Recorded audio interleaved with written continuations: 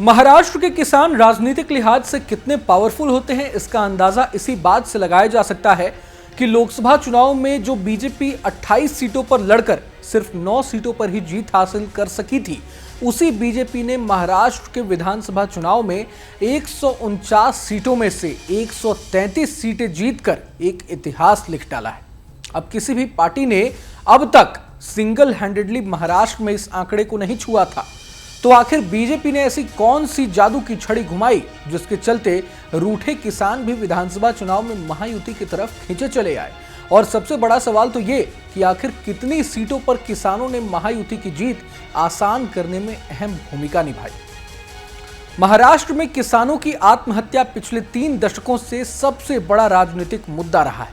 लोकसभा चुनाव में प्याज निर्यात पर प्रतिबंध से उपजी नाराजगी एनडीए को बड़ा नुकसान पहुंचा चुकी थी। अब विधानसभा चुनाव में भी विपक्ष सोयाबीन और कपास की खेती करने वाले किसानों के मुद्दे गरमाकर सरकार को घेरने में जुटा हुआ था।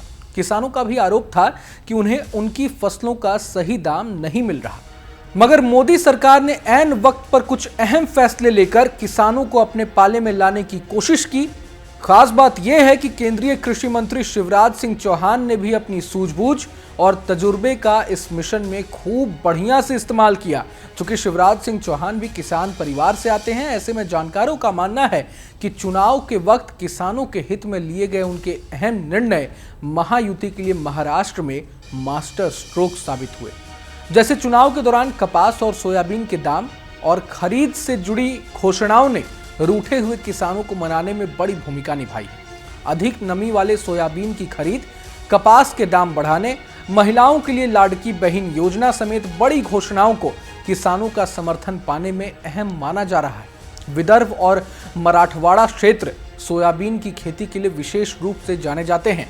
10 साल से सोयाबीन का दाम नहीं बढ़ाए जाने को लेकर विपक्ष ने मुद्दा बनाकर महायुति सरकार को घेरने का प्रयास भी किया था, लेकिन केंद्रीय कृषि मंत्री शिवराज सिंह चौहान ने सोयाबीन का दाम बढ़ाने की घोषणा करके न सिर्फ अघाड़ी के मुंह पर ताला लगा दिया, बल्कि इससे अन्नदाताओं की सारी टेंशन भी दूर कर दी।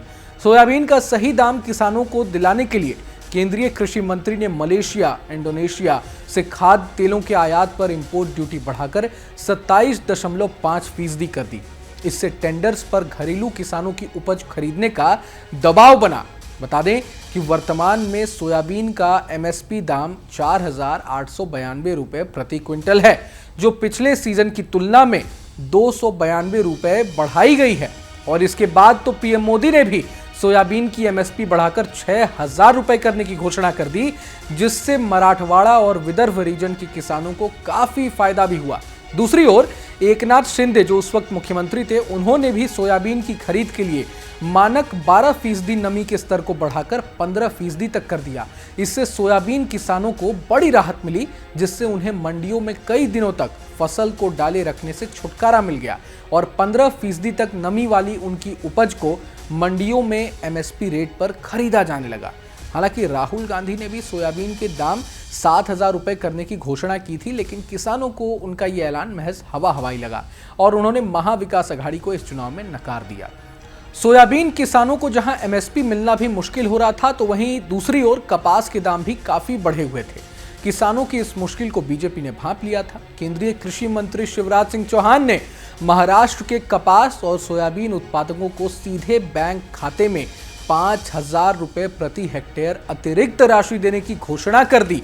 मार्केट रेट के हिसाब से भुगतान योजना की भी घोषणा की गई, जिसके जरिए किसानों को एमएसपी और बाजार दर के बीच होने वाले अंतर का भुगतान किया जाएगा। उपज की परिवहन लागत भी सरकार द्वारा वहन किए जाने की घोषणा की गई, जिससे किसानों की उम्मीदें काफी बढ़ गई। अब खास बात यह कि विदर्भ रीजन के अंदर कुल 62 सीटें आती है और मराठवाड़ा रीजन में 46 सीटें आती है। अब किसानों ने बीजेपी को इन दोनों रीजन में कितने बड़े मार्जिन से जिताया है, ये भी जान लीजिए। जिस मराठवाड़ा रीजन में लोकसभा चुनाव में बीजेपी 8 में से 7 सीटें हार गई थी, उसी इलाके में विधानसभा चुनाव में महायुति खेमे ने 46 में से 40 सीटें जीती है। खास बात यह है कि जिस मराठा आरक्षण का मुद्दा पिछले काफी समय से मनोज जरांगे उठा रहे थे, उसका भी कोई असर इस रीजन में, इस इलाके में नहीं दिखा। अब बात विदर्भ की कर लेते हैं। इस क्षेत्र के किसानों ने महायुति को कुल 62 में से 48 सीटें जिताई है, जो अब तक का रिकॉर्ड है। 2019 के विधानसभा चुनाव में बीजेपी ने विदर्भ की महज 29 सीटें जीती थी, जबकि इस बार अकेले बीजेपी ने इन 62 में से 38 सीटों पर भगवा लहराया है। हालांकि किसानों के मुद्दों के अलावा कई और अहम स्ट्रैटेजी रणनीतियां भी महायुति के फेवर में काम कर गई हैं, जिसकी चर्चा अब आने वाले दिनों में जरूर की जाएगी। आपको बता दें कि महायुति की जीत में उत्तरी महाराष्ट्र की भूमिका भी बेहद अहम है। देश का सबसे बड़ा प्याज उत्पादक क्षेत्र नासिक यहीं पर है। प्याज की इसी पट्टी पर सभी की नजरें गड़ी हुई थी, जहां प्याज उत्पादक किसान और व्यापारी काफी समय से नाराज चल रहे थे। महायुति ने जब लोकसभा चुनाव में देखा कि प्याज के दाम गिरने से किसान नाराज हैं, तो सुधार के उपाय तुरंत किए जाने लगे। लोकसभा चुनाव के 3 चरण बीतने के बाद 4 मई 2024 को प्याज निर्यात पर लगा प्रतिबंध समाप्त कर दिया गया, जिसकी मांग नासिक के प्याज किसान और कारोबारी कर रहे थे। किसानों को इसका फायदा मिला और प्याज के अच्छे भाव उन्हें मिलने का रास्ता साफ हो गया। बता दें कि उत्तर महाराष्ट्र रीजन में कुल 47 विधानसभा सीटें आती हैं। इनमें से महायुति खेमे ने 43 सीटों पर महाजीत दर्ज की है। यही नहीं, जानकारी के लिए आपको यह भी बता देता हूं कि जिस पश्चिमी महाराष्ट्र को शरद पवार का गढ़ माना जाता था, वहां की 58 सीटों में से महायुति ने 42 सीटों पर भयंकर जीत दर्ज की है, जबकि एनसीपी शरद पवार गुट के खाते में महज 7 सीटें आई हैं। कोंकण क्षेत्र की 75 सीटों में से महायुति ने 57 सीटों पर जीत दर्ज की है, जबकि यहां अघाड़ी खेमे को महज 15 सीटों पर संतोष करना पड़ा है। तो बहरहाल ये आज की जानकारी थी। आपको ये जानकारी कैसी लगी, ये वीडियो कैसा लगा, हमें कमेंट बॉक्स में जरूर बताएं। पूरे वीडियो को लेकर आप क्या सोचते हैं, तमाम अपने रिएक्शन जरूर दीजिएगा। बहरहाल तमाम बड़ी खबरों के लिए न्यूज नेशन के साथ बने रहिए। न्यूज नेशन अब व्हाट्सएप पर खबरों की ताजा अपडेट के लिए न्यूज नेशन के इस क्यूआर कोड को स्कैन करें।